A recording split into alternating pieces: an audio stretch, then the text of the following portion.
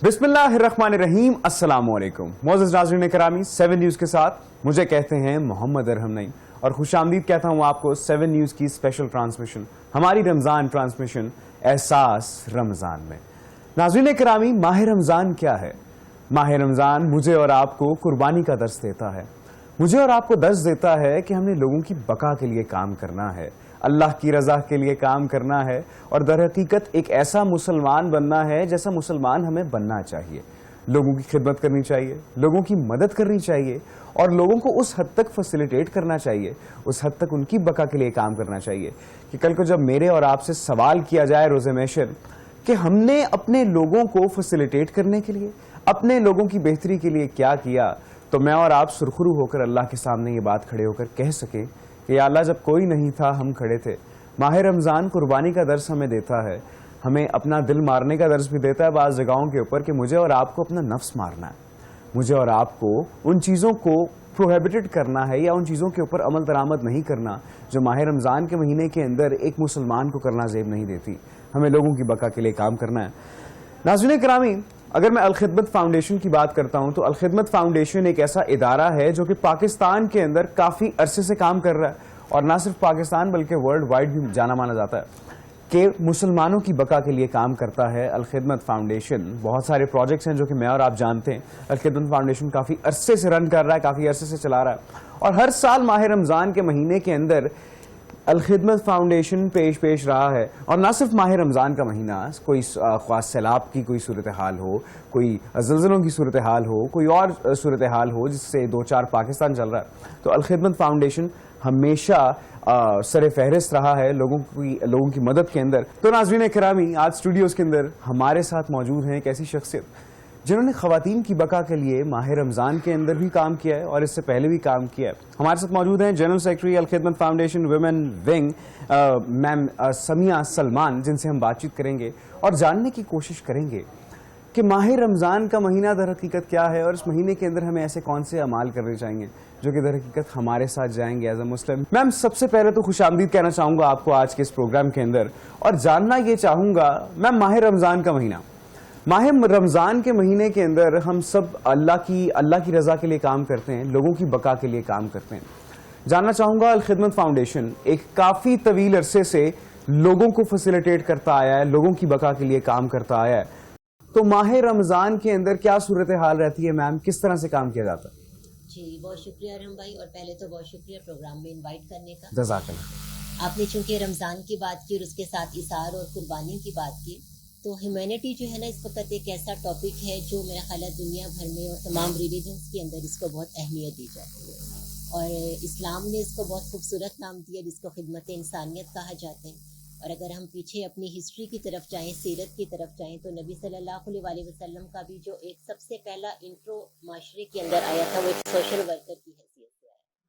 जब आपके ऊपर पहली वही नाजिल हुई और आप बहुत परेशान हालत में हज़रत खदीजा के पास आते हैं, तो हज़रत खदीजा जिन अल्फाज में आपको तसल्ली देती हैं वो यही अल्फाज थे कि अल्लाह ताला आपको कभी अकेला नहीं छोड़ेगा या अल्लाह ताला आपको ज़ाया नहीं होने देगा, क्योंकि आप यतीमों की कफालत करते हैं, आप बेवाओं की सरपरस्ती करते हैं और आप मुस्तहिकीन की मदद करते हैं। तो इसी जज्बे के साथ अल-खिदमत फाउंडेशन वुमेन विंग जो है वो इस वक्त 11 एरियाज़ में अपना काम कर रही है और ये मुख्तलिफ प्रोजेक्ट्स हैं जिनको लेकर इस वक्त हम चल रहे हैं।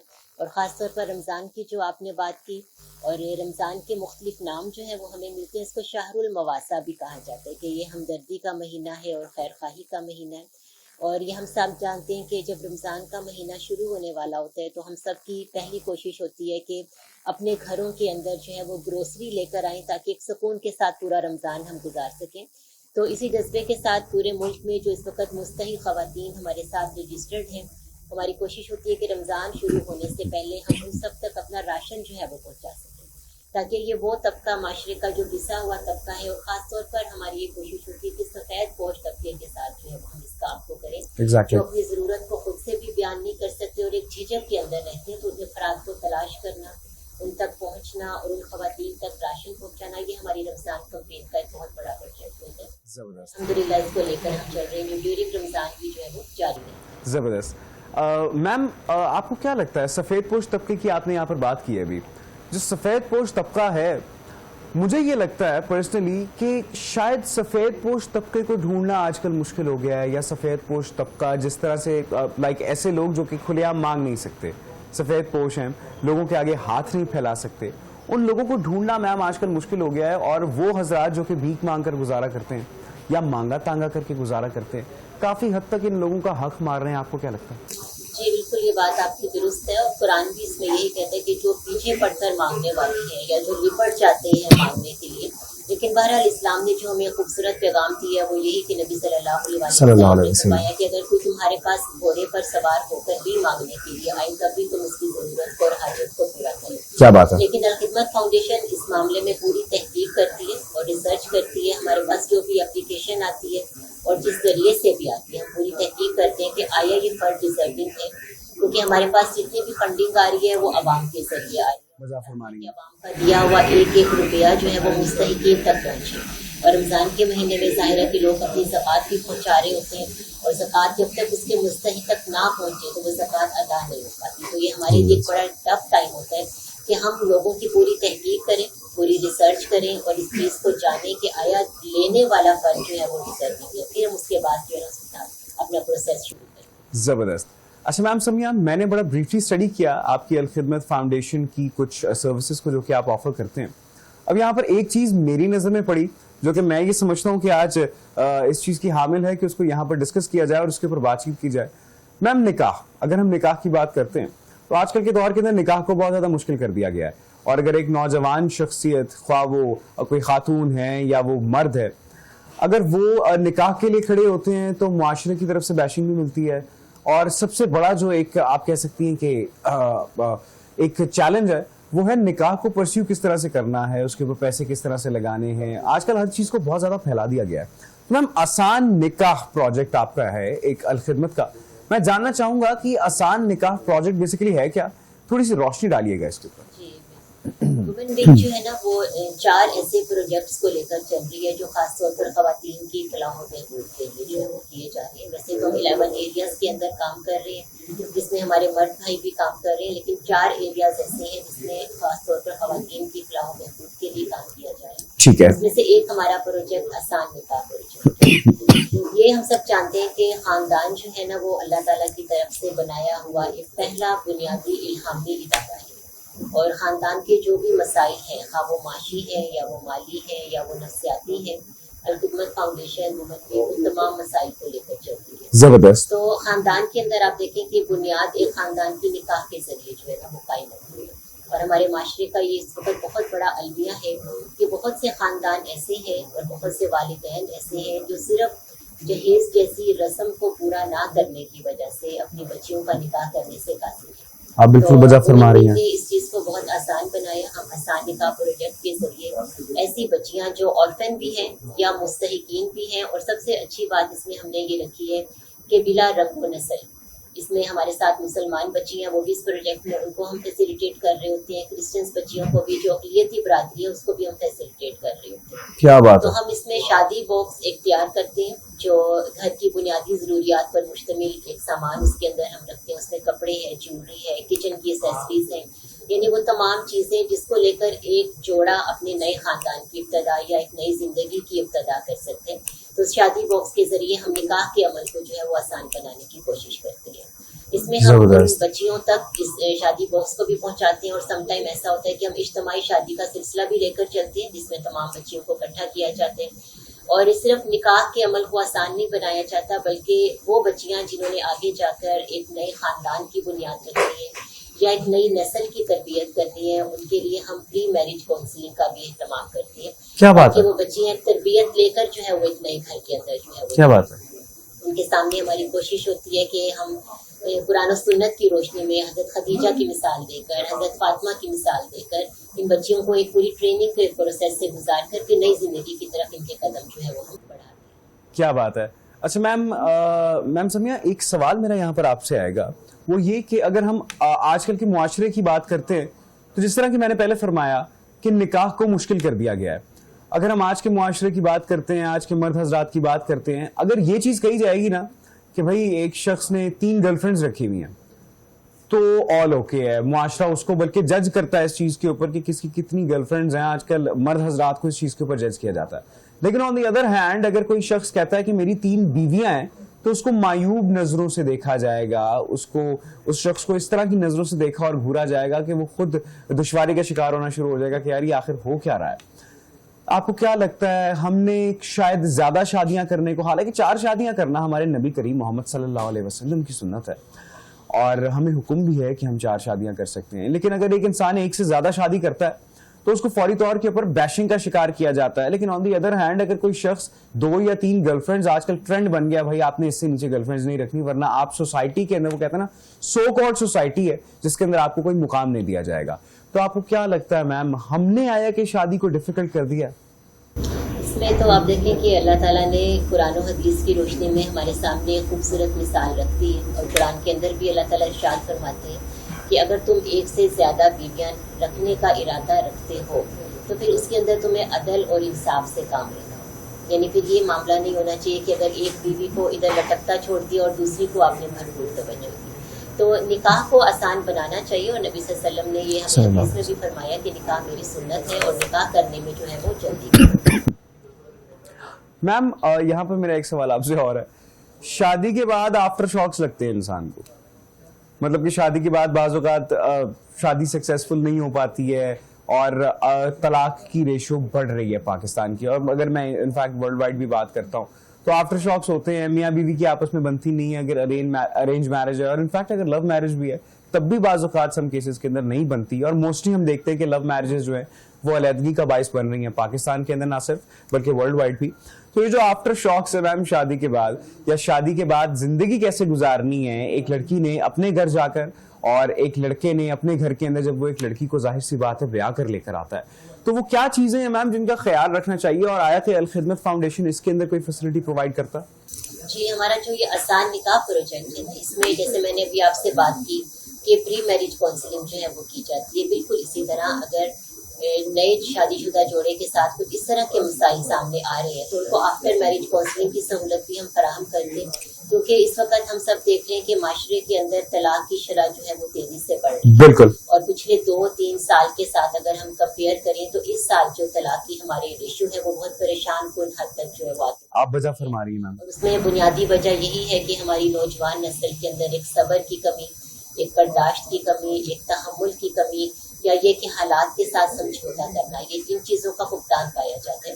تو اس پروجیکٹ کے ذریعے ہم جہاں پری میرج کاؤنسلنگ بھی کر رہے ہوتے ہیں وہاں نئے شادی شدہ جوڑے اگر ان مسائل کا شکار ہوں تو آفٹر میرج کاؤنسلنگ کر کے ہماری بھرپور کوشش ہوتی ہے کہ ایک خاندان جو ہے وہ ٹوٹنے نہ پائے بلکہ اس کو جوڑ کر جو ہے وہ رکھا جائے. زبردست, بہترین. اچھا میم, اگر ہم بات کرتے ہیں ایک سے زائد شادیوں کی, اس طرح آپ کا یہ آسان نکاح پروجیکٹ ہے, یہ شادی کا درس دیتا ہے, نکاح کا درس دیتا ہے, حلال ریلیشن شپ کا درس دیتا ہے.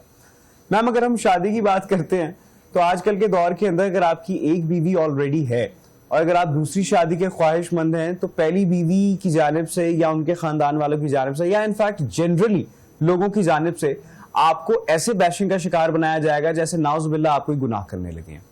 اگر آپ پہلی شادی کے بعد دوسری شادی کرنے کے خواہش مند ہیں تو لوگ آپ کو بہت بری نظر سے دیکھتے ہیں معاشرے کے اندر. انفیکٹ ایک سے زیادہ شادیاں کرنے کا حکم ہمیں اسلام کے اندر دیا جاتا ہے کہ اگر ہم عدل و انصاف کر سکتے ہیں, اگر ہم افورڈ کر سکتے ہیں تو ہم کر سکتے ہیں.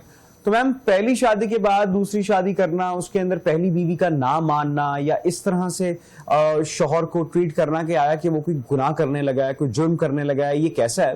اور میم اجازت دوسری شادی کرنے کے لیے کتنی ضروری ہے, آیا کہ بیوی کی, معاشرے کی, لوگوں کی؟ جی, اس میں تو میں یہی کہوں گی کہ ظاہر ہے یہ میاں اور بیوی کی آپس میں ذہنی ہم آہنگی اور موافقت کے ساتھ ہی اس کام کو جو ہے وہ کرنا چاہیے. ہمارے معاشرے کے اندر چونکہ کلچر اس طرح کا بنا ہوا ہے کہ اس چیز کا رواج یہاں نہیں پایا جاتا تو اس چیز کو ناپسندیدگی کی نگاہ سے دیکھا جاتا ہے. لیکن اگر اس چیز کو عدل اور انصاف کے تقاضوں کے ساتھ لے کر چلا جائے تو میرا خیال ہے کہ اس میں کوئی حرج نہیں. زبردست, بہترین. مطلب کہ اس کے اندر کوئی حرج نہیں ہے. ہم لوگوں کی, مجھے یہ لگتا ہے کہ ہم لوگوں کی جو سائٹ ہے نا میم, ہم لوگوں کا جو طرز عمل ہے وہ کافی حد تک نا ایک مخصوص آپ کہہ سکتے ہیں رقبے تک پھیلی ہوئی ہے ہماری نگاہ. ہم اس سے آگے دیکھنے کی ضرورت نہیں کرتے ہیں. اچھا میم، الخدمت فاؤنڈیشن ماہ رمضان کے پاک بابرکت مہینے کے اندر اور مزید کیا چیزیں کرتا ہے، میں جاننا چاہوں گا. کس طرح سے لوگوں کو فیسیلیٹیٹ کرتا ہے؟ آئے راشن دیا جاتا ہے، کپڑے دیے جاتے ہیں، کیا کیا جاتا ہے؟ رمضان کے اندر ویسے ہمارے جتنے بھی پروجیکٹس ہیں 11 ہم تمام کے اوپر اپنی ورکنگ کر رہے ہوتے ہیں. یہ رمضان میں خاص طور پر ہمارا جو فیملی سپورٹ پروگرام ہے اس میں آرفنس کے ساتھ ہم کام کر رہے ہیں. ارے نائس. سب سے اچھی بات یہ ہے کہ الخدمت فاؤنڈیشن یتیم بچے کو یتیم بچہ نہیں کہتی بلکہ ہم اس کو باہمت بچہ کہتے ہیں. کیا بات ہے. اسی طرح جو بیوہ خاتون ہے اس کو ہم باہمت ماں کے نام سے پکارتے ہیں تاکہ یہ جو یتیم بچہ ہے یا جو ایک بیوہ خاتون ہے وہ احساس کمتری کا شکار نہ ہو بلکہ وہ اپنے آپ کو ایک باہمت خاتون یا ایک باہمت بچہ سمجھتے ہوئے پوری خودداری کے ساتھ جو وہ سوسائٹی میں اپنی زندگی گزار سکے. تو رمضان میں ہم الحمدللہ تقریباً پورے پاکستان کے اندر 22,000 بچے جو ہیں وہ ہمارے ساتھ اس وقت رجسٹرڈ ہیں اور یہ بہت بڑا المیہ ہے کہ پاکستان میں تقریباً 40 لاکھ بچے جو ہیں وہ اس وقت آرفنس ہیں اور یہ ممکن نہیں ہے کہ بچوں کی اتنی بڑی تعداد کو آرفنیج کے اندر جو ہے وہ رکھا جائے. ویسے تو قرآن پاک میں 22 مقامات پر اللہ تعالیٰ نے جو ہے وہ یتیم کے حوالے سے بات کی اور لوگوں کو موٹیویٹ کیا اور لوگوں کو اکسایا اس بات کے اوپر کہ یتیم کی کفالت کرو. لیکن جہاں پر حکومت یا معاشرے کے اندر اس طرح کا رواج نہ ہو تو پھر ادارے آگے بڑھتے ہیں اور اس کام کو لے کر چلتے ہیں. تو الحمدللہ ہم لوگ 2 طریقے سے اس چیز کے اوپر کام کر رہے ہیں اور رمضان میں اس پر خصوصی توجہ زیادہ دی جاتی ہے کہ پورے ملک میں آغوش کے نام سے ہمارے ادارے موجود ہیں جہاں پر بچوں کو رکھا جاتا ہے. وہاں ان کی بورڈنگ بھی ہے, وہاں پر ان کی ہاؤسنگ بھی ہے, ان کی ہر ضرورت کو وہاں پر پورا کیا جا رہا ہے. اور کچھ بچے ایسے ہیں جن کو ہم ان کے گھروں میں کفالت کر رہے ہیں, وہ اپنی ماں کے ساتھ ہیں یا اپنے گارڈین کے ساتھ ہیں. تو رمضان کے مہینے میں جیسے ابھی پیچھے 15 رمضان گزرا, اس کو یوم یتامہ بھی کہا جاتا ہے اور ڈے کے طور پر منایا جاتا ہے پوری دنیا میں. تو اس میں ہم نے ان تمام بچوں کے ساتھ جو ہمارے ہر شہر کے اندر, ہر ضلع کے اندر موجود ہیں یا جو آغوش کے اندر موجود ہیں, ہم نے اس دن کو سیلیبریٹ کیا.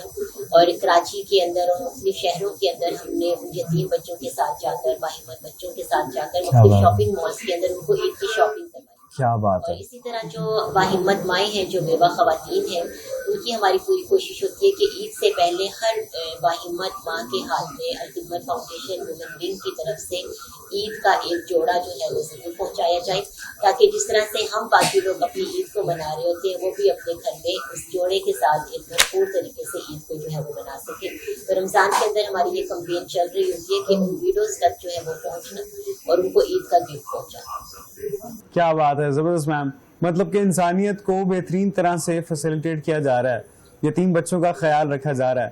بچے تو میم فرشتوں کی مانند ہوتے ہیں کہ چلتے پھرتے. عموماً میرے ساتھ ایسا ہوتا ہے کہ میں پروگرام کے اوپر ہوتا ہوں نا تو بچے نظر آ جاتے ہیں. انفیکٹ ابھی کچھ دنوں پہلے کی بات ہے, آپ کو پتا ہے ماہ رمضان کا بابرکت مہینہ ہے, عید کی آمد ہے, تو بچے سڑکوں کے اوپر آپ کو شاپنگ لوگ آپ کو کرتے نظر آتے ہیں اور بچے آپ کو چیزیں فروخت کرتے نظر آتے ہیں میم. 10 11 سال کے, 12 سال کے, جن کے سر کے اوپر ماں باپ کا سایہ نہیں ہے اور وہ چیزیں بیچتے ہیں. لیکن میم مجھے یہ لگتا ہے کہ کسی نہ کسی حد تک ہمارے معاشرے کے جو بڑے ہیں, جن کے اندر میں بھی شامل ہوں کہیں نہ کہیں, ہم as a elder, as a بڑا انسان اپنا فرض ادا نہیں کرتے. بچوں کو بھی بیشنگ کا شکار کرتے ہیں, بچوں کے ساتھ ڈانٹ ڈپٹ بھی کرتے ہیں جو بچے سڑک کے اوپر کام کرتے نظر آتے ہیں. آپ کو کیا لگتا ہے میم, بچوں کے انسان خواہ جتنا مرضی بہترین ہو, 2 طرح کے حقائق ہیں نا میم, ایک حقوق اللہ ہیں, ایک حقوق العباد ہیں. حقوق اللہ کا ہم نے سنا ہے کہ حقوق اللہ تو اللہ کے حقوق ہیں کہ اگر ان حقوقوں کے اندر کوئی کوتاہی بھی رہ جاتی ہے تو اللہ معاف کرنے پر قادر ہے. لیکن جو حقوق العباد کی جہاں تک بات آتی ہے تو وہ تو انسانوں کے حقوق ہیں میم. اگر اس کے اندر کوتاہی کر گئے تو مجھے نہیں لگتا کہ سرخرو ہو پائیں گے. جی بالکل, آپ دیکھیں کہ قرآن پاک میں جہاں کہیں بھی یتیم کی بات آتی ہے اور معاشرے کے اندر, ابھی آپ نے جیسا بات کیا کہ بچے جو ہیں وہ اس طرح سے مختلف چیزیں بیچتے ہوئے نظر آ رہے ہیں یا ہمیں مختلف ورک شاپس کے اندر کام کرتے ہوئے نظر آ رہے ہیں, تو یتیم معاشرے کا ایک ایسا طبقہ ہے جو کبھی بھی اپنے لیے آواز نہیں اٹھاتا. ہم نے کبھی نہیں دیکھا ہوگا کہ روڈز کے اوپر کبھی دیکھا ہو کہ آرفنس باہر نکلے اور انہوں نے اپنے حق کے لیے آواز اٹھائی, یا آرفنس باہر نکلے تو انہوں نے کوئی مظاہرہ کیا کہ ہمیں ہمارے حقوق جو ہیں وہ دلائے جائے. وہ اس وجہ سے کہ شاید یتیم کی بیک پر اللہ تعالیٰ خود موجود ہے. سورۃ کہف کے اندر ہمیں بہت اچھی مثال ملتی ہے کہ جہاں پر موسیٰ علیہ السلام اور خضر علیہ السلام کا واقعہ ملتا ہے کہ جب وہ ایک بستی کے اندر گئے اور وہاں پر انہوں نے ایک گری ہوئی دیوار کو دوبارہ سے تعمیر کیا، کیونکہ وہاں پر 2 یتیم بچوں کا خزانہ جو تھا وہ دفن تھا. تو یہ واقعہ ہمیں ایک بہت اچھی اگزامپل دیتا ہے کہ یتیم کی کفالت اور یتیم کی جو سرپرستی ہے وہ پوری سوسائٹی کی ذمہ داری ہے، اور اس میں پوری سوسائٹی کو اپنا رول جو ہے وہ ادا کرنا ہے. اس وجہ سے ہم لوگوں نے یہ آغوش کے نام سے جو ہومز بنائے ہیں نا، ان میں ان کو بالکل گھروں جیسی محبت دی جاتی ہے، ایک گھر جیسا ماحول وہاں پر فراہم کیا جاتا ہے. ہم تقریباً ہر 8 بچوں کے ساتھ ایک مدر وہاں پر رکھتے ہیں جو بالکل ماں کی طرح ان کو ٹریٹ کر رہی ہوتی ہے. 4 اسپیکٹس کو ہم لے کر چل رہے ہیں کہ ان کی ہم نے سوشل ٹریننگ بھی کرنی ہے، ان کی ایجوکیشنل ٹریننگ بھی ہم نے کرنی ہے، ان کی فزیکل ضروریات جو ہیں وہ بھی ہم نے پوری کرنی ہے، اور سائیکولوجیکلی اگر اس طرح کے بچے کسی ٹراما کے اندر ہیں تو اس کو اس کیفیت سے بھی ہم نے باہر نکالنا ہے. پھر جو سوسائٹی کے اندر آپ کو نظر آتے ہیں کہ وہ بچے جو اپنی عمر کے لحاظ سے ان کو اسکولوں کے اندر ہونا چاہیے تھا یا ان کو ایجوکیشن کی فیلڈ میں جانا چاہیے تھا، تو ایسے بچوں کے اوپر بھی الحمدللہ ہم ورکنگ کر رہے ہیں. اور پورے پاکستان میں ہمارے اس وقت CPC سینٹر موجود ہیں جہاں پر ان بچوں کو بلایا جاتا ہے، شام کے وقت میں ان کے ساتھ کلاسز لی جاتی ہیں اور ان کو اس چیز کے اوپر تیار کیا جاتا ہے کہ وہ تعلیم حاصل کریں، یا ان کو اسکل ایجوکیشن دی جاتی ہے کہ وہ کوئی ہنر سیکھ کر معاشرے کے اندر ایک باعزت روزگار جو ہے نا وہ کما سکے. زبردست. اچھا میم، ایک سوال میرا یہاں پہ آپ سے ہے، وہ یہ ہے کہ الخدمت کو جب میں اسٹڈی کر رہا تھا تو خواتین بیداری پروجیکٹ یا کوئی پروگرام بھی آپ کا ہے جس کے اندر خواتین کی بیداری کے اوپر بات چیت کی جاتی ہے. اب میم آج کل کے معاشرے کی بات کریں تو میرا خیال ہے کہ ہماری جو خواتین برادری ہے وہ ابھی بھی عورت مارچ کے ارد گرد گھوم رہے ہیں کہ یہاں پر بیداری اور حقائق مانگے جاتے ہیں. عورت مارچ کے اندر سریعام باہر نکل کر، عورت مارچ کے اندر رقص کر کر، عورت مارچ کے اندر پلے کارڈز پکڑ کر، برہنہ قسم کے نعرے لگا کر یہاں پر شاید بیداری کریٹ کرنے کی کوشش کی جاتی ہے ہماری عورتوں کی جانب سے. تو میں الخدمت فاؤنڈیشن کا بیداری پروگرام کا سٹانس جاننا چاہوں گا کہ بیسیکلی الخدمت فاؤنڈیشن کی اس بیداری پروگرام کا سٹانس کیا ہے؟ جی بالکل، آپ دیکھیں کہ الخدمت فاؤنڈیشن جو ہے وہ ایک NGO ہے، اور جس کا مقصد یہ ہے کہ لوگوں کی ضروریات کو پورا کرنا، اور وہ 2 طریقے سے پوری کی جا رہی ہے. ایک تو یہ کہ ان کی جسمانی ضروریات کو پورا کیا جا رہا ہے جو کسی بھی شکل میں ہو سکتی ہیں، وہ خوراک کی شکل میں بھی ہو سکتی ہیں، وہ ادویات کی شکل میں بھی ہو سکتی ہیں، وہ لباس کی شکل میں بھی ہو سکتی ہیں، وہ پانی کی ضرورت ہے اس کو بھی پورا کیا جاتا ہے. اور یہ ہمارے سارے پروجیکٹس ہیں جو ان تمام ضروریات کو لے کر چل رہے ہیں اور پبلک میں لوگوں کو فیسیلیٹیٹ کر رہے ہیں. یہ تو ہے ایک اسپیکٹ ضرورت کو پورا کرنے کا. لیکن اللہ تعالیٰ نے جہاں پر ایک انسان کی جسمانی ضرورت کو پورا کرنے کا اہتمام کیا، وہاں پر اس کی روحانی ضروریات کو پورا کرنے کا بھی اہتمام کیا، جس کی شکل ہمارے سامنے قرآن مجید کی شکل موجود ہے. تو الخدمت فاؤنڈیشن بھی اسی اسپیکٹ کے ساتھ ایک بیداری یونٹس چلا رہی ہے، اور پورے ملک کے اندر ہمارے اس طرح سے سینٹرز موجود ہیں جہاں پر خواتین کو بلایا جاتا ہے. ان کے ساتھ مختلف ٹاپکس کے اوپر، وہ اسلامک ٹاپکس بھی ہو سکتے ہیں، وہ جرنل ٹاپکس بھی ہو سکتے ہیں، قرآن کلاسز بھی ہم لے کر چل رہے ہیں وہاں پر. پھر جو ہمارے اسپیشل ایونٹس ہوتے ہیں جیسے سیرت ہے، سیرت النبی کے حوالے سے ہو جاتے ہیں، یا قربانی کا جب موسم آتا ہے تو اس کے حوالے سے بات کی جاتی ہے. تو لوگوں کو اللہ کے ساتھ جوڑنا، مجھے لگتا ہے کہ شاید یہ بہت بڑی خدمت ہے، اور اس کی ہماری سوسائٹی کے اندر بہت زیادہ ضرورت ہے کہ ہم کسی شخص کو اللہ تعالیٰ کے سے جو ہے وہ قریب کریں. تو بیداری یونٹس کے اندر ہمارا یہ کام ہو رہا ہے، خواتین کے ساتھ بھی اور چھوٹے بچوں کے ساتھ بھی ہو رہا ہے کہ ہم ان کی ناظرہ قرآن کی کلاسز جو ہے وہ لے کر چل رہے ہیں. اور وہ بچے جو خاص طور پر فیکٹریوں کے اندر کام کر رہے ہیں یا ورک شاپس کے اندر کام کر رہے ہیں، اور بہت سے بچے آپ کو معاشرے کے اندر ایسے ملیں گے کہ شاید جنہوں نے کبھی قرآن کھول کر بھی نہیں دیکھا ہوگا. تو الخدمت فاؤنڈیشن وومن ونگ اپنے کمیونٹی سینٹرز کے اندر جو ہے وہ شام کے وقت ان بچوں کو وہاں پر بلاتی ہے، ان کو اس چیز پر آمادہ کیا جاتا ہے کہ وہ قرآن کو بھی سیکھیں اور قرآن کو بھی پڑھیں. تو بیداری یونٹس جو ہے وہ اس پروجیکٹ کو لے کر الحمدللہ چل رہا ہے. زبردست. اچھا میم، میں جاننا چاہوں گا کمیونٹی سینٹر الخدمت فاؤنڈیشن کا ایک کافی پرومیننٹ آپ کہہ سکتی ہیں پروجیکٹ ہے یہ، جو آپ کے 11 پروجیکٹس کے اندر سے ایک ہے. میم، یہ کمیونٹی سینٹر بیسیکلی کیا ہے، اور کمیونٹی سینٹر کے اندر کیا کیا چیزیں ہیں جو کی جاتی ہیں؟ ماہ رمضان کے اندر کس طرح سے فیسیلیٹیٹ کیا جاتا ہے، اور عام دنوں کے اندر کس طرح سے چلایا جاتا ہے؟ جی ارحم بھائی، کمیونٹی سینٹر جو ہے یہ ہمارا ایک بہت بڑا پروجیکٹ ہے جس کا لوگو یہ ہے کہ ایک ہی دہلیز پر زندگی کی بنیادی سہولیات کی فراہمی. یعنی اگر کوئی خاتون ہمارے کمیونٹی سینٹر میں آتی ہے تو وہ جس مسئلے کے ساتھ بھی وہاں پر آئے تو ہماری پوری کوشش ہوتی ہے کہ اس کی اس پرابلم کو وہاں پر ہم ضرور فیسیلیٹیٹ کریں. اگر وہ اپنے بچے کی تعلیم کے مسائل کی وجہ سے پریشان ہے تو ہم اس کو وہاں پر اس کی پریشانی کو جو ہے وہ دور کرتے ہیں. ہماری الفلاح اسکالرشپ اسکیم ہے جس کے تحت ہم اس کے بچے کی تعلیم کے اخراجات جو ہے وہاں پر اٹھاتے ہیں. اگر وہ اپنے بچے کی بیماری کی وجہ سے پریشان ہے تو پھر ہم اس کو الخدمت کے پلیٹ فارم سے جو ہمارے اس وقت ہاسپٹلس پورے پاکستان کے اندر موجود ہیں ہم اس کو وہاں پر فیسیلیٹیٹ کرتے ہیں تاکہ اس کا وہاں پر وہ علاج جو ہے وہ کروا سکے. اگر وہ خاتون اپنے گھر میں روزگار کی وجہ سے پریشان ہے تو پھر ہم اپنے مواخات پروگرام کے تحت اس کو ہیلپ آؤٹ کرتے ہیں. آسان اقساط پر ہم بغیر سود کے اس کو قرضہ فراہم کرتے ہیں. اور نہ صرف قرضہ فراہم کیا جاتا ہے بلکہ اس خاتون کو پورا ایجوکیٹ کیا جاتا ہے کہ آپ اس رقم کے اندر کون سا ایسا بزنس یا کون سا ایسا کاروبار شروع کر سکتی ہیں جو آپ گھر بیٹھ کر باعزت طریقے سے اپنے پورے خاندان کی یا اپنے گھر کی کفالت کر سکتی ہیں. پھر اسی طرح اگر وہ خاتون لباس سے محروم ہے اس کے کچھ اس طرح کے مسائل ہیں تو ہم وہاں پر اس کی اس مشکل یا اس پریشانی کو بھی دور کرتے ہیں. یعنی ہماری ہر ممکن کوشش ہوتی ہے کہ جو خاتون ہمارے پاس اپنا مسئلہ لے کر آئی ہے ہمارے کمیونٹی سینٹر سے اس کو ہر ممکن طور پر جو ہے وہ فیسیلیٹیٹ کیا جائے. اور اس وقت پورے پاکستان کے اندر ہمارے تقریباً 98 کمیونٹی سینٹرز ہیں جو چھوٹے یا بڑے شہروں کے اندر موجود ہیں اور وہاں پر وہ ورکنگ جو ہے وہ کر رہے ہیں. اور نہ صرف ان کی ان ضروریات کو پورا کیا جاتا ہے, مارننگ میں خواتین اپنے مسائل لے کر آتی ہیں اور ایوننگ میں وہی کمیونٹی سینٹرز جو ہیں وہ فری ٹیوشن سینٹر کے اندر تبدیل ہو جاتے ہیں. ارے کیا بات ہے. وہاں پر وہ بچے کہ جو مالی پریشانیوں کی وجہ سے ٹیوشن نہیں پڑھ سکتے یا اپنی ایجوکیشن کو آگے جاری نہیں کر سکتے تو ان بچوں کو وہاں پر بلایا جاتا ہے اور ان کو ایجوکیٹ کیا جاتا ہے. یا وہ خواتین جو پڑھنے کا شوق تو رکھتی تھیں لیکن ان کی ایج گزر گئی ہے تو تعلیم بالغاہ کے نام سے ہم نے وہاں پر جو ہے وہ اپنا ایک پروجیکٹ سٹارٹ کیا ہوا ہے اور ان خواتین کو وہاں پر ہم ایجوکیٹ بھی کر رہے ہیں. کیا بات ہے, کیا بات ہے میم. اچھا میم, والنٹیئرس کی اگر یہاں پہ میں بات کرتا چلوں تو الخدمت کے ساتھ والنٹیئرس کا ایک بہت اہم کردار رہا ہے. ہم بچپن سے دیکھتے آ رہے ہیں کہ الخدمت فاؤنڈیشن کے جتنے والنٹیئرز ہیں وہ جان پر کھیل جاتے ہیں, اپنی پرواہ نہیں کرتے, اپنی فکر نہیں کرتے, خواہ وہ ماہ رمضان کا پاک برکت مہینہ ہو خواہ وہ کوئی اور مہینہ ہو. they always work for the betterment of the humanity. تو میم یہ جو ورک فورس ہے آپ کی, والنٹیئر فورس ہے, اس کی بنیاد آپ کس طرح سے آپ لوگ رکھتے ہیں, کس طرح سے لوگ اس کو جوائن کرتے ہیں, کس طرح سے کام کرتے ہیں؟ ارم بھائی ایک چیز میں آپ کو بتاتی ہوں کہ جس پہ ہم سب کو بہت زیادہ فخر بھی اور اللہ تعالیٰ کا بہت ہم شکر بھی ادا کرتے ہیں کہ الخدمت فاؤنڈیشن اور وومن ونگ کے اندر کام کرنے والے جتنے بھی لوگ ہیں الحمدللہ اس میں تقریباً 97% لوگ ایسے ہیں جو والنٹری اس کام کو کر رہے ہیں. زبردست. ٹھیک ہے. اور باقی جو ہمارا آفس کے جو لوگ ہیں وہ پیڈ ہیں, یعنی جو ہمارے آفس کی پوری سسٹم کو لے کر چل رہے ہیں, لیکن باقی جتنے بھی لوگ ہیں وہ والنٹری اس کام کو کر رہے ہیں.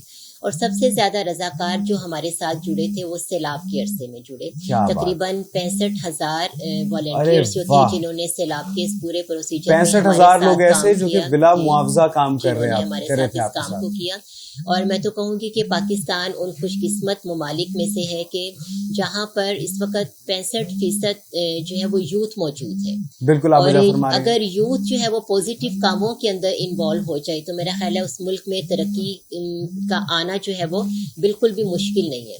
تو ہم اس پروجیکٹ کو لے کر چل رہے ہیں. 65,000 تو یہ وہ رضاکار تھے جنہوں نے سیلاب میں ہمارے ساتھ کام کیا, اور اس وقت ہمارا یہ مشن ہے کہ ہم 1 ملین رضاکار ہمارا یہ مشن ہے کہ ہم اپنے ساتھ ان کو جوڑیں گے. تو ہم نے والنٹیئر اکیڈمی کا جو ہے وہ آغاز کی ہے جس میں ہم والنٹیئرس کو رجسٹر کر رہے ہیں, اور ہمیں امید ہے کہ تقریباً 1 سال کے عرصے میں 1 ملین والنٹیئرس ہمارے ساتھ ضرور جو ہے وہ رجسٹرڈ ہوں گے. کیا بات ہے. اور اس اکیڈمی کا سب سے بڑا مقصد یہ ہے کہ صرف رجسٹرڈ کرنا مقصد نہیں ہے کہ یوتھ ہمارے ساتھ آ کر جڑے, بلکہ یوتھ کو ہم مختلف ٹریننگ پروسیس کے ساتھ گزارتے ہیں. ہر کچھ عرصے کے بعد ان کے لیے کچھ سیشنز رکھے جاتے ہیں. اور پاکستان میں تو اس وقت آپ دیکھیں کہ یوتھ جو سب سے بڑے جس مسئلے کا شکار ہے وہ یہ کہ ڈگری تو سب کے ہاتھ میں شاید موجود ہے لیکن ان کے لیے جاب کے آگے چانسز جو ہے وہ نہیں مل رہے. تو ہم اس اکیڈمی کے ذریعے یوتھ کو اس طرح کے کورسز بھی کروا رہے ہیں. اور ہمارا ایک جو بہت بڑا پروجیکٹ جو آپ نے دیکھا بھی ہوگا سوشل میڈیا کے اوپر بنو قابل کے نام سے, جس کی ابتدا جو تھی وہ ہم لوگوں نے کراچی میں کی, اور پھر اس کے بعد اب کراچی کے بعد پھر وہ باقی مختلف شہروں کے اندر بھی ہم بنو قابل کے پروجیکٹ کو لے کر چل رہے ہیں. اور اس کا مقصد یہی ہے کہ یوتھ کو ہم مختلف ٹریننگز کے ساتھ, مختلف سیشنز کے ساتھ گزاریں کہ وہ گھر بیٹھ کر بھی کوئی اپنی جاب کر سکتے ہیں, یا ان کو اتنا شعور ضرور آئے کہ وہ اپنی ڈگری کا بہتر استعمال جو ہے وہ کیسے کر سکتے ہیں. تو والنٹیئر اکیڈمی جو ہے وہ اس پروسیس پر کام کر رہی ہے. وجہ فرما رہی ہے میم. ایک چھوٹی سی جنرل بات میں آپ سے یہاں پر اس وقت کرنا چاہوں گا. اگر ہم بات کرتے ہیں اپنے معاشرے کی خواتین کی اس وقت, جس طرح آپ کا یہ پروگرام ہے کہ آسان نکاح پروجیکٹ, ایک بڑا بہترین پروجیکٹ جو کہ ساری کنورسیشن کے اندر سب سے زیادہ بہترین پروجیکٹ مجھے آپ کا یہ لگا پرسنلی, جس کے اندر خواتین کو, مرد حضرات کو فیسیلیٹیٹ کیا جا رہا ہے, خواتین کو ایکچولی زیادہ کیا جا رہا ہے, کیونکہ آپ نے کہا کہ میرج باکسز جو ہیں وہ پرووائڈ کیے جاتے ہیں, گھریلو استعمال کی اشیاء جو ہیں وہ دی جاتی ہیں, اس سے بہترین کوئی بات نہیں ہے. لیکن میم آپ کو کیا لگتا ہے آج کل کے دور کے اندر ایک خاتون کی مینٹالٹی یا ایک نوجوان لڑکی کی مینٹالٹی کافی حد تک چینج نہیں ہوگی؟ مطلب کہ اگر نکاح کیا جاتا ہے, شادی کی جاتی ہے, تو ایک لڑکا یا ایک ایسی شخصیت, ایک لڑکی فار ایگزامپل اپنے باپ سے جو فیسلٹیز لے رہی ہے, وہ اس کا باپ اس کو 50-55 سال کی عمر میں, 60 سال کی عمر کے اندر جا کر دے رہا ہے. لیکن اگر وہی فیسلٹیز ایکسپیکٹ کی جائیں ایک 25-30 سال کے لڑکے سے یا 22-25 سال کے لڑکے سے, تو میم زیادتی نہیں ہے؟ یہ مینٹالٹی غلط نہیں ہے ہمارے معاشرے کی بچیوں کی آج کل کی؟ اس میں میں تو یہی کہوں گی کہ نبی صلی اللہ علیہ وسلم کی یہ حدیث ہے کہ بہترین نکاح وہ ہے کہ جس میں کم خرچ کیا جائے. تو یہ ایک سوچ کو پھیلانے کی ضرورت ہے کہ نکاح کو ایک مشکل نہ بنایا جائے اس کام کی وجہ سے کہ جب تک اس کی ساری رسومات پوری نہیں ہوں گی, جب تک نکاح کے تمام لوازمات اس طرح سے پورے نہیں ہوں گے جو ہمارے معاشرے نے رائج کرتی ہیں. دیکھیں, دین اسلام بہت سادہ مذہب ہے اور اللہ تعالیٰ نے سادگی کو پسند کی ہے. نکاح کو بہت آسان پروسیجر بنا کر رکھا ہے کہ آپ مسجد میں جائیں اور 5 گواہوں کی موجودگی میں جو ہے وہاں پر آپ نکاح کریں. لیکن اگر جب ہم معاشرے کی طرف دیکھتے ہیں تو یہ پھیلے ہوئے لوازمات اور یہ پھیلے ہوئے رسم و رواج جو ہے نا, یہ ہماری یوتھ کو بھی متاثر کرتے ہیں. اور اس میں ایک بہت بڑا رول ہمارے میڈیا کا ہے کہ اس میں اس طرح کی چیزیں جو ہیں وہ دکھائی جاتی ہیں کہ پھر یوتھ جو ہے وہ اس طرف چل پڑتی ہے. تو میرا خیال ہے کہ لوگوں کو قرآن کے ذریعے اس چیز کا پیغام دینے کی بہت زیادہ ضرورت ہے کہ نکاح جو ہے وہ ایک بہت سادہ چیز ہے, اور اس کو سادگی سے لے کر جائیں گے تو شاید اللہ تعالیٰ اس کے اندر برکت بھی ضرور ڈالے گا. زبردست, بہترین. اچھا میم, رسم و رواج کی آپ نے جہاں تک کی بات کی, تو مہندی, مائیوں, بارات, اس کے بعد ہم تو یہ سنتے آئے ہیں کہ اسلام کے اندر صرف اور صرف 2 چیزیں ہیں, ایک بیسک سا نکاح اور دوسرا ایک ولیمہ, ایک دعوت, وہ بھی یہ اناؤنس کرنے کے لیے کہ ہاں بھائی آپ لوگ شادی شدہ ہیں, ایک دوسرے کو اون کرنے کے لیے. پھر جو باقی کی رسومات ہیں جس کے اندر مہندی شامل ہے, مائیو شامل ہے, برائڈل شاور آ گیا آج کل, نئی قسم کی جو ٹرینڈز ہیں نا, نئی قسم کے ٹرمز ایجاد کیے جا رہے ہیں. مجھے تو لگ رہا ہے آگے چل کے جس طرح برائڈل شاور آیا کوئی گروم شاور بھی آ جائے گا آگے چل کے کچھ دنوں کے اندر. تو یہ باقی ساری چیزیں ہیں, باقی سارے لوازمات ہیں, میرا خیال ہے ان کو پورا کرنے کے لیے ہی ایک نوجوان اپنے آپ پر, اگر میں خصوصاً ایک مرد کی بات کرتا ہوں تو وہ اپنے آپ کے اوپر بوجھ ڈالتا ہے کہ میں نے معاشرے کے ان تقاضوں کو پورا کرنا ہے, خواہ مجھے کچھ بھی کرنا پڑے. لڑکی والوں کی بات کرتا ہوں تو میم وہ قرضے اٹھا کر شادیاں کرتے ہیں بچوں کی. جی بالکل ایسا ہی ہے, کیونکہ ہمارے معاشرے کے اندر یہ چیز بہت عام ہو چکی ہے. اسی لیے آسان نکاح پروجیکٹ کے ذریعے جہاں ہم پری میرج کاؤنسلنگ کرتے ہیں تو اس میں عوام کو یہ میسیج دیا جا رہا ہوتا ہے کہ یہ جو غیر ضروری رسم و رواج جو ایک والدین کے اوپر بھی بوجھ بن چکے ہیں, جو معاشرے کے اوپر بھی ایک بہت بڑا بوجھ بن چکے ہیں, ان سے کس طرح سے بچا جا سکتا ہے. اور اس سب کو چھوڑ کر, یعنی ان تمام لغویات کو چھوڑ کر یا ان غیر ضروری رسم و رواج کو چھوڑ کر بھی نکاح کے عمل کو کس طرح سے خوبصورت اور سادہ جو ہے وہ بنایا جا سکتا ہے. تو قرآن و حدیث کی روشنی میں اس میسیج کو عام کرنے کی بھی ضرورت ہے. اور میں خیال ہے اس وقت میڈیا اپنا بہت بھرپور رول جو ہے اس کے اندر پلے کر سکتا ہے کہ سوسائٹی کو یہ ایک اچھی اور پازیٹیو سوچ دی جائے, اور سیرت کی روشنی میں اور صحابیات کی سیرت کی روشنی میں کہ یہ سب کام اس دور میں کیسے کیے جاتے تھے اور اس دور میں اس طرح سے کرنے سے کن کن نقصانات سے جو ہے وہ ہم لوگ اٹھا رہے ہیں. زبردست. اچھا میم, آپ نے یہاں پر بات کرتے ہوئے ہم سے ایک چیز کا مزید تذکرہ کیا کہ آپ خواتین کو باقاعدہ اس چیز کی بھی ترغیب دیتی ہیں کہ ان کو کیا کاروبار کرنا چاہیے, یا کچھ پیسے اگر دیے جاتے ہیں تو بتایا جاتا ہے کون سے کاروبار کے اندر لگائیں, آپ گھر بیٹھے کیا کر سکتی ہیں. جی بالکل, ہمارا الخدمت فاؤنڈیشن وومن ونگ کے تحت جو مواخات کا پروگرام ہے دیکھیں ایک تو یہ کہ آپ نے کسی فرد کی ضرورت پر اس کو پیٹ بھر کر کھانا کھلا دیا، یہ اس کی ایک وقتی ضرورت ہے جو آپ نے اس کو پورا کر دی. مثلا جیسے آپ کے پاس کوئی مانگنے کے لیے آیا اور آپ نے اس کو مچھلی دے دی تو اس کی ایک وقتی ضرورت تھی. اور دوسرا کام یہ ہے کہ آپ نے اس کو مچھلی پکڑنا سکھایا، تو وہ ایک لانگ ٹرم کے لیے آپ نے اس کی ایک ضرورت کو پورا کر دیا کہ وہ اپنے پیروں پر کھڑا ہو کر اپنی سوسائٹی، اپنے یعنی گھر کو یا اپنے خاندان کو جو ہے وہ اس کی کفالت کر سکتے ہیں. تو ہمارا مواخات پروگرام جو ہے وہ اسی جذبے کے ساتھ چل رہا ہے جس میں ہم وہ خواتین کے جن کے کفیل موجود نہیں ہیں اس وقت معاشرے کے اندر، تو وہ اپنے گھریلو اخراجات کو پورا کرنے کے لیے یا اپنے بچوں کو پالنے کے لیے یا اپنے گھر کی کفالت کرنے کے لیے وہ ہمارے پاس آتی ہیں. ہم ان کی پوری طرح سے تحقیق کرتے ہیں، پھر اس کے بعد ہم اس خاتون کو بغیر سود کے آسان اقساط پر جو ہے وہ قرضہ فراہم کرتے ہیں، اور اس میں ہم ان کو مختلف ٹریننگز بھی دیتے ہیں. مثلا اگر کوئی بوتیک کا کام کرنا چاہتی ہے تو ہمارے کمیونٹی سینٹرز کے اندر 4 مہینے کا یا 6 مہینے کا ایک سلائی کورس جو ہے وہ کروایا جاتا ہے تاکہ خاتون سلائی کورس کر کے معاشرے کے اندر جو ہے وہ ایک چھوٹے پیمانے پر ایک بوتیک کا سلسلہ شروع کر سکتی ہے، یا گھر کے اندر ہی سلائی کر کے جو ہے وہ اپنی آمدنی کا ذریعہ جو ہے وہ پیدا کر سکتی ہے. زبردست. پھر اس کورس کو پورا کرنے کے بعد ہم ایک سلائی مشین بھی اس کو تحفے کے طور پر دیتے ہیں. اور پھر مواخات پروگرام کے تحت اس کو قرضہ دیا جاتا ہے جو قسطوں کی صورت میں وہ ماہانہ ہمیں واپس کرتی ہے. زبردست. یا خاتون کے انٹرسٹ کو دیکھتے ہوئے ہم اس کو بیکنگ کا کورس کروا دیتے ہیں. اور اس وقت تو یہ چیز معاشرے میں بہت زیادہ عام ہو چکی ہے کہ آپ ہوم ڈیلیوری جو ہے وہ لوگ اس چیز کو پسند بھی کرتے ہیں کہ گھر کا بنا ہوا کھانا. تو یہ والی ٹریننگ بھی ہم خواتین کو دیتے ہیں کہ یہ اسکل سیکھ کر وہ اپنے گھر میں بیٹھ کر جو ہے وہ روزگار کما سکیں. یا اس خاتون کو کوئی ایسی چھوٹے پیمانے کے اوپر چوڑیوں کی دکان جو ہے وہ ہم کھول کر دے دیتے ہیں، یا کوئی کس طرح کا ٹھیلا اس کو لگا کر دے دیتے ہیں تاکہ وہ عزت کے ساتھ اپنے گھر میں رہتے ہوئے جو ہے نا اپنے خاندان کی کفالت کر سکے. تو ہمارا مواخات پروگرام ان چیزوں کو لے کر یہاں پر ایک سوال میرا آپ سے مزید تھا، اور یہ سوال کرنے کا مقصد بیسیکلی یہ تھا کہ اگر ہم قرآن پاک کی بات کرتے ہیں یا سورہ احزاب کی بات کرتے ہیں تو اللہ تعالیٰ باقاعدہ فرماتے ہیں کہ خواتین کو مرد حضرات سے جو انٹریکشن ہے اس کی ترغیب دی جاتی ہے کہ آپ نے سخت لہجے کے اندر بات کرنی ہے تاکہ خدا نخواستہ کوئی ایسا شخص جس کے دل کے اندر کوئی بھی مرض لاحق ہے وہ کوئی بھی امید آپ سے لگا بیٹھے. تو میم مجھے ساتھ ساتھ کریکٹ بھی کرتے رہیے گا اگر میں کوئی غلط فکرہ بول دوں تو، نالج آپ کی مجھ سے زیادہ ہے ماشاء اللہ.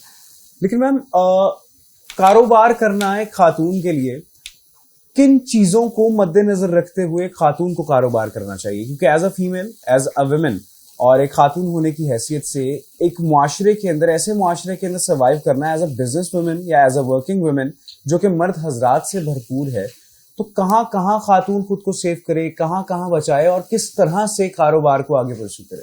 جی بالکل. دیکھیں اسلام نے عورت کو جہاں پر ہر طرح کی آزادی دی ہے وہاں پر کچھ لمٹس لگائی ہیں کہ ان لمٹس کے اندر رہتے ہوئے وہ اپنے گھر کی تمام ضروریات کو پورا کر سکتی ہے. یہاں تک کہ عدت کے دوران بھی نبی صلی اللہ علیہ وسلم نے خاتون کو اجازت دی ہے کہ اگر کوئی اس کے گھر کا کفیل نہیں ہے تو وہ اپنی ضرورت کو پورا کرنے کے لیے گھر سے باہر جا سکتی ہے، یہاں تک کہ کمانے کے لیے بھی وہ نکل سکتی ہے. ٹھیک ہے. تو جہاں تک بات ہے ان حدود کی، تو اسلام نے ہمارے سامنے جو ہے وہ سورہ نور کے اندر جو ہے وہ تمام حدود کا ذکر کیا کہ کس طرح سے ایک عورت اپنے آپ کو تحفظ کے ساتھ یا ایک پردے کے اندر رہتے ہوئے ان تمام کاموں کو بآسانی جو ہے وہ کر سکتی ہے. اور اس میں میرا خیال ہے کہ کوئی مشکل نہیں ہے کہ خاتون جو ہے وہ ایک اچھا روزگار جو ہے وہ کما سکے. اور یعنی اس میں ایک خاتون کو میرا خیال ہے کہ کانفیڈنٹ بھی ہونا چاہیے اور اس کو اس چیز پر اس کا اعتماد بھی ہونا چاہیے کہ جتنی آزادی اسلام نے اس کو دی ہے اس آزادی کا استعمال کرتے ہوئے اپنی زندگی کے سارے سسٹمز کو لے کر جو ہے وہ چل سکتی ہے. زبردست. ایٹ لاسٹ میم میں چاہوں گا ہماری خواتین کے لیے، ہمارے لوگوں کے لیے اس ماہ رمضان کے پاک بابرکت مہینے کے اندر کوئی بھی پیغام آپ کی جانب سے، کوئی ایسی بات جو کہ آپ ان لوگوں کو کہنا چاہیں اور جو چاہیں جو معاشرے کے اندر امپلیمنٹ کی جائے میم؟ جی بالکل. یہ ہم سب جانتے ہیں کہ رمضان کے مہینے میں نبی صلی اللہ علیہ وسلم کی جو سخاوت تھی نا وہ ہوا کی تیزی کی مانند ہو جاتی تھی. یعنی جبرائیل علیہ السلام نبی صلی اللہ علیہ وسلم کے پاس آتے تھے اور نبی صلی اللہ علیہ وسلم ان کو قرآن پاک سناتے تھے. اور صحابہ کرام کہتے ہیں کہ جب جبرائیل علیہ السلام آپ سے واپس جاتے تھے تو نبی صلی اللہ علیہ وسلم کی سخاوت میں بہت تیزی آ جاتی تھی. تو جو رمضان کا مہینہ ہے اس کو اثار کا مہینہ بھی کہا جاتا ہے، اس کو ہمدردی کا مہینہ بھی کہا جاتا ہے. تو میں تو اپیل کروں گی اس وقت عوام سے کہ اس مہینے میں اپنی زکوٰۃ دیتے ہوئے، اپنے صدقات دیتے ہوئے، اپنی خیرات دیتے ہوئے الخدمت فاؤنڈیشن ویمن ونگ کو جو ہے وہ ضرور سامنے رکھیں. اور الحمدللہ میں عوام کو اپریشیٹ بھی کروں گی کہ جب کبھی ایسا موقع آیا، ابھی کچھ عرصہ پہلے ہم سب نے دیکھا کہ سیلاب جب پورے پاکستان کے کچھ علاقوں کے اندر آیا تو ہماری پبلک نے بہت بڑھ چڑھ کر اس میں اپنا حصہ ڈالا، اور اس میں ایک واقعہ بھی آپ کے سامنے رکھوں گی کہ ہمارے آفس کے اندر ایک خاتون آئیں اور انہوں نے آ کر اپنا ایک بٹوا جو تھا، جو بہت پرانا سا تھا اور گھسا ہوا تھا، وہ ٹیبل کے اوپر لا کر رکھا، اور ہم نے ان خاتون سے پوچھا کہ یہ آپ کیا لے کر آئی ہیں، تو انہوں نے کہا کہ یہ کمیٹی تھی جو میں پچھلے 2 سال سے ڈال رہی تھی، اور وہ خاتون خود بھی بیوہ تھی، اور وہ اپنی تقریباً 2 لاکھ کی کمیٹی جو تھی وہ ہمارے پاس لے کر آئیں کہ میں چاہتی ہوں کہ وہ لوگ جو اس وقت سیلاب کی وجہ سے اپنے گھروں کی چھتوں سے محروم ہیں، یہ پیسے میرے وہاں پر دے دیے جائیں۔ ارے کیا بات اور ہے! ہم نے ان کو بلکہ تھوڑا سا انسسٹ کیا کہ آپ خود بھی چونکہ ضرورت مند ہیں اور بیوہ بھی ہیں اور ان کے بچے جو ہے وہ پڑھ بھی رہے تھے، کہ ان پیسوں کے اوپر آپ کا زیادہ حق ہے، لیکن انہوں نے کہا کہ نہیں، میں چاہتی ہوں کہ جو اس وقت چھتوں سے محروم ہیں یہ پیسے وہاں پر استعمال کیے جائیں۔ تو الحمدللہ ہماری عوام کے اندر جذبہ بھی موجود ہے اس وقت، تو میں یہی اپیل کروں گی کہ نیکی کا خواہ چھوٹا سا موقع ہو یا آپ کو بڑا موقع ملے، اس کو ضائع نہ کریں، جہاں بھی آپ کو موقع ملے اس کے اندر ضرور اپنا حصہ ڈالیں، کیونکہ روز قیامت جو ہے صدقات اور خیرات اور زکوٰۃ یہ چیزیں ایسی ہیں جو انسان کو اللہ تعالیٰ کے عذاب سے بھی محفوظ رکھیں گی اور جہنم سے بھی محفوظ رکھیں گی، اور یہی وہ راستے ہیں جو انسان کو جنت کی طرف لے کر جانے والے ہیں۔ زبردست گرامی میم سمیہ ہمارے ساتھ موجود تھی، کیا زبردست باتیں انہوں نے آپ کے ساتھ کی ہیں، کیا کمال کی باتیں کی ہیں آپ کے ساتھ۔ ماہ رمضان کا پاک بابرکت مہینہ، اس پاک اور بابرکت مہینے کے اندر ذرا خود کو جاننے پہچاننے کی کوشش کیجئے کہ آخر آپ ہیں کون، ذرا خود کی تلاش میں نکلیے، رات کی تاریکی کے اندر خود کو تلاش کیجئے۔ زندگی کے اندر خساروں کے علاوہ بھی بہت ساری چیزیں ہیں۔ ماہ رمضان آپ کو اور مجھے قربانی کا درس دیتا ہے، آپ کو اور مجھے درس دیتا ہے کہ ہم نے احساس کرنا ہے اپنے جیسے انسانوں کا، اپنے جیسے لوگوں کا، اور ماہ رمضان کے اس پاک اور بابرکت مہینے کے اندر نہ صرف اللہ کو راضی کرنا ہے بلکہ حقوق العباد کے اوپر بھی فوکس کرنا ہے۔ تو ذرا جانیے پہچانیے کہ آپ ہیں کون، آپ کس امت کے مسلمان ہیں، اس چیز کو پہچاننے کی کوشش کیجیے۔ جس دن آپ لوگوں کو یہ بات پتہ چل گئی نا کہ آپ امت مسلمہ سے ہیں، امت محمدی سے ہیں، اس دن یقین جانیں آپ سے بہترین انسان کوئی نہیں ہے۔ ڈھیر ساری دعاؤں کے ساتھ اپنا بہت سارا خیال رکھیے گا۔ اپنے میزبان محمد ارحم نعیم کو دیجیے اجازت، اللہ نگہبان۔